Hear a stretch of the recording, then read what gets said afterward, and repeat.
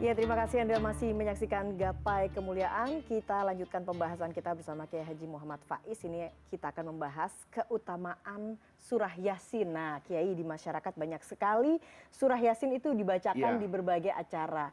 Pada saat tasyakuran, selamatan, kemudian juga kematian. Itu biasanya iya, membaca surah Yasin. iya.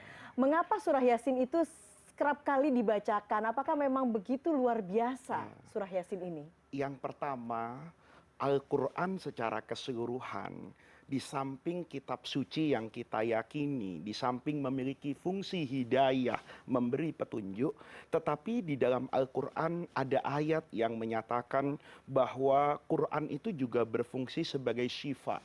Syifa itu kan obat, Obat. penyembuh, Iya, vitamin. iya. Oleh karena itu ketika kita membaca ayat-ayat tertentu dari Al-Quran, membaca surah-surah tertentu dalam Al-Quran dengan niatan ya yang baik supaya dikabulkan oleh Allah, itu tidak ada yang salah. Misalnya ya, ketika saya dulu diajarkan oleh guru saya, kalau kamu sedang menghadapi orang yang kamu takuti, kita mau ujian lisan, mungkin politisi itu fit and proper misalnya di DPR, itu guru saya bilang baca saja ayat yang di dalamnya ada al-latif misalnya, Allahu latifun bi'ibadihi yarzuqu mayyasha misalnya, Iya.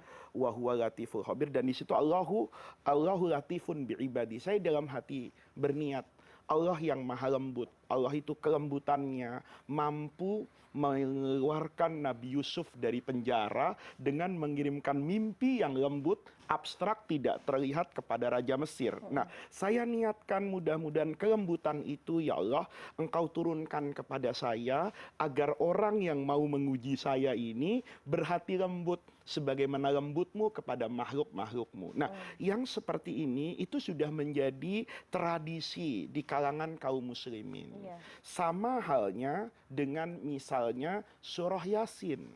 Surah Yasin itu kalau kita melihat ada banyak hadis yang menunjukkan keutamaan dan keistimewaan surah Yasin. Sekalipun hadis ini tidak seluruhnya hadis yang sahih, tetapi kalau kita kumpulkan secara keseluruhan, ahli hadis mengatakan bahwa hadis-hadis yang terkait dengan surah Yasin itu memang bisa dijadikan sebagai dalil untuk kita mengerjakan pekerjaan keutamaan. Ya, nah ini penting sekali untuk kita sadari. Misalnya terkait dengan surah Yasin, Rasulullah bersabda di dalam hadis, Iqra'u ala mautakum Yasin. Bacalah kepada jenazah-jenazah kalian itu surah Yasin. Itu tafsir ulama juga dua. Ada yang mengatakan surah ini dibacakan Iya. kepada orang yang sudah meninggal. Ada ulama yang mengatakan ini surah dibacakan kepada orang yang sakaratil maut, sudah ihtidor.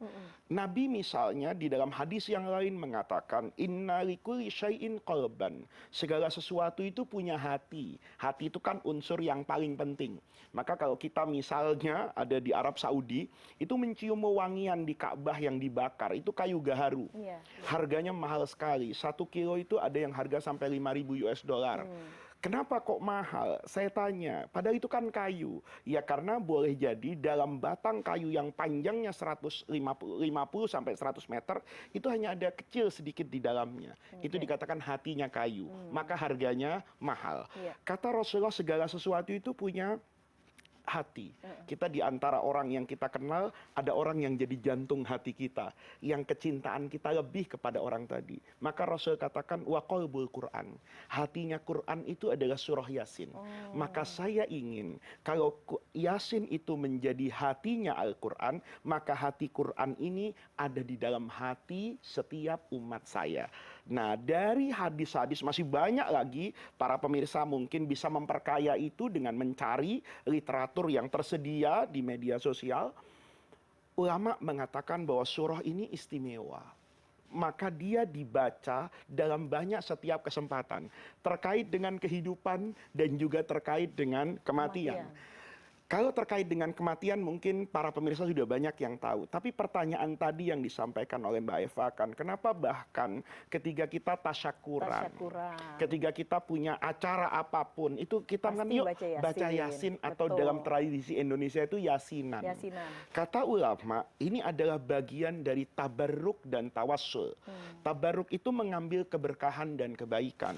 Ya, dan itu sebetulnya sudah menjadi tradisi dalam agama yang diturunkan oleh Allah. Misalnya Nabi Yusuf, ketika sudah terjadi ya kesadaran dari saudara-saudaranya yang membuang Nabi Yusuf, yang hasut, yang dengki, sudah bertemu di Mesir, sudah dijelaskan keadaan dan mereka bertaubat, mereka ceritakan kalau Nabi Yakub ayah mereka itu setelah kehilangan Nabi Yusuf itu nangis.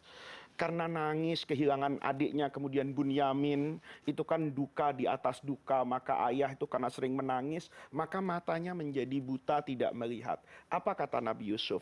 Sekarang bawa bapak ke Mesir dengan ibu, kita menyatu, lupakan masa lalu. Kata Nabi Yusuf, bawa baju saya. Nanti kalau ketemu dengan bapak, usapkan baju saya ini. Maka nanti fartadda ilaihi basiro. Maka dia akan sembuh seakan-akan nggak pernah terjadi sakit di matanya. Pertanyaan sederhana kan, kalau bicara soal kesembuhan, Nabi Yusuf kan tinggal berdoa kepada Allah. Iya. Maka Allah akan menyembuhkan, tetapi baju ini bukan sarana dan prasarana fisik loh. Bukan berarti dia yang menyembuhkan, tapi bertawassul kan. Kata Nabi Yusuf, awal kejadian sedihnya bapak, itu karena bapak mendapatkan baju saya. Dibawa pulang oleh saudara-saudaranya, dilumuri oleh darah yang palsu itu, sehingga bapak kemudian bersedih. Karena bapak tahu ini semua rekayasa kejahatan dari orang-orang yang seharusnya melindungi saya sebagai adik mereka. Maka karena kesedihan bermula dari baju, maka baju itulah yang akan nanti mengembalikan apa yang menjadi duka sang bapak. Nah, ini namanya tabarruk dan tawassul. Itu biasa dilakukan. Di zaman sahabat pun banyak orang yang berharap mendapat keringatnya Rasulullah. Banyak orang yang menyimpan rambutnya Rasulullah. Ummi Salamah misalnya, ketika beliau menyimpan rambut Rasulullah itu dalam banyak hadis, nanti kalau ada orang sakit, itu rambutnya Nabi itu diisi air. Kemudian airnya diminumkan dan sembuh. Kenapa? Karena rambut ini rambut Rasulullah. Ya, para pemirsa enggak perlu minta rambut saya.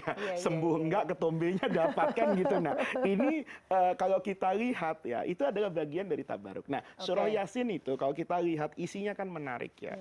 Dia berbicara tentang ashabul qaryah, idh ja'ahal mursalun.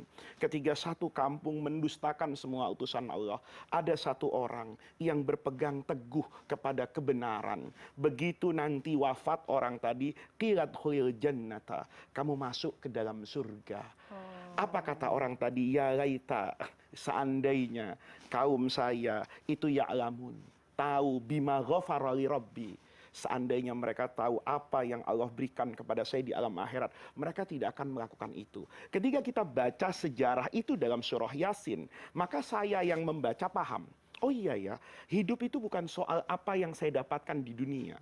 Kadang-kadang untuk meraih ridho Allah memang butuh air mata, butuh tangisan, butuh penderitaan sebagai ujian untuk saya mendapatkan ridho Allah.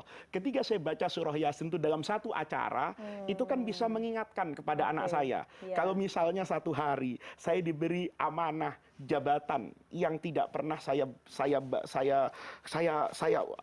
harapkan, tidak pernah saya impikan, tiba-tiba saya dapatkan itu, maka saya cerita sama anak-anak saya tentang Yasin. Nah, Bapak dapatkan itu dengan air mata. Dulu di pesantren, Bapak ngaji kayak apa, dulu menghafal seperti apa. Kalau hari ini bisa tampil di CNN, itu seperti yang surah Yasin ceritakan. Ada masa kita menanam dengan tangisan, dan ada masa di mana Allah akan memberikan hasil apa yang kita tanam. Dengan cara itu, ketika saya membaca surah Yasin, misalnya, saya mau berangkat kuliah, anak-anak saya mau meraih masa depannya, saya katakan baca Yasin. Nah, ambil tabarruk, mudah-mudahan engkau seperti ashabul qaryah, diawali dengan tangis tapi diakhiri dengan kebahagiaan. Jangan engkau tertawa di masa muda untuk menangis di masa tua. Itu kan luar biasa. Kalau kemudian kita baca lagi misalnya nih bagian-bagian tertentu di surah Yasin misalnya, Allah menunjukkan bahwa segala sesuatu itu ada ukurannya, ada waktunya. Wasamsu tajri limustaqarrin laha. Matahari itu di galaksi, itu berputarnya ada waktunya. Bulan juga gitu. Wal qamara qaddarnahu manazila. Dia kita lihat di tengah bulan itu pasti purnama besar, nanti mengecil. Ya, begitu mengecil nanti besar lagi. Nah, itu kalau kita kemudian Allah katakan lagi, pergerakan matahari dengan bulan itu membuat adanya siang dan malam. Malam tidak mungkin mendahului siang dan siang tidak mungkin mendahului malam. Ketika saya baca ayat-ayat itu, kemudian hari ini ternyata rezeki saya sedang tidak ada, saya katakan hidup saya sedang malam. Gelap. Kan sering kan? Orang kalau ditanya, Mbak Eva, gimana nih pekerjaan? Wah, gelap. Itu artinya proyeknya sedang surut kan? Tapi kalau gimana Mbak Eva rezekinya? Wah, terang benderang Pak Faiz. Maka saya simpulkan terang benderang itu rezeki. Nah, itu kalau kita lihat membaca Yasin seperti itu. Maka kita ketika baca Yasin, ini makanya para pemirsa bukan sekedar baca Yasinnya, tapi ngerti dan paham. Dia resapi. Ketika dia resapi, maka dia akan dapatkan satu kesimpulan, ya Allah, hidup ini seperti siang dan malam. Ketika saya mendapati siang, saya harus tahu bahwa tidak selamanya rezeki itu mengalir. Ada masanya itu di stop untuk Anda merasakan bagaimana gelapnya malam. Indah betul ketika setelah tangisan ada tawa, setelah kepedihan ada kebahagiaan. Itu kalau kita resapi, maka ya Allah, ketika saya mendapatkan ini, saya bersyukur saya baca Yasin. Saya tidak tertipu dengan jabatan yang saya dapatkan. Saya tidak tertipu dengan harta yang ada pada diri saya hari ini. Kenapa? Itu seperti siang dan malam. Itu sebetulnya istimewa anjuran para ulama. Kita banyak-banyak membaca Yasin, mengambil keberkahan dari makna ayat itu untuk menjadi obat dan spirit dalam hidup. Yang paling penting adalah di saat kita membaca, kita bisa mendapatkan keberkahannya dengan memahami surah Yasin itu sendiri ya Kiai ya. Sehingga paham dalam acara-acara seperti itu, kita membacanya tapi mendapatkan manfaatnya karena kita memahami begitu ya. Betul. Itu yang paling penting. Baik. Kita akan break dulu karena pemirsa setelah ini kami akan kembali dengan pembahasan soal bagaimana sebenarnya, nah ini nih, posisi tangan saat bangkit dari sujud. Nah, mungkin Anda melakukannya, apakah harus dikepalkan atau jari-jari harus terbuka? Kami akan kembali dengan jawabannya sesaat lagi. Jangan kemana-mana, Gapai Kemuliaan akan segera kembali.